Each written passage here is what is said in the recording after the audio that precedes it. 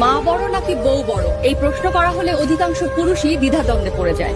সে উত্তর দেওয়ার ভাষা হারিয়ে ফেলে।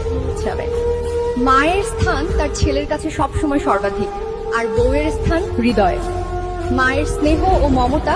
কসম করে বলছি, যে নারীর এই স্বভাবগুলো থাকে সেই ঘর হতে আল্লাহর রহমত উঠে যায়।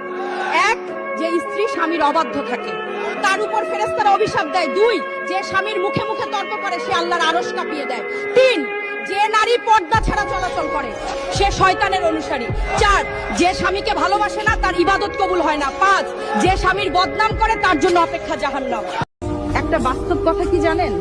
আল্লাহ মানুষকে দিয়েও পরীক্ষা করেন, আবার নিয়েও পরীক্ষা করেন। আল্লাহ যেটা দেন সেটা নেয়ামত, আর যেটা দেন না সেটা হিকমত। আবার যেটা দিয়েও নিয়ে নেন সেটা পরীক্ষা, আর ধৈর্যের পরে যেটা দেন সেটা কুদরত। গরিবের মা কখনো বৃদ্ধাশ্রমে যায় না, বৃদ্ধাশ্রমে যায় শিক্ষিত ও বড় লোকের মা। কারণ গরিবরা মায়ের মূল্য দিতে জানে।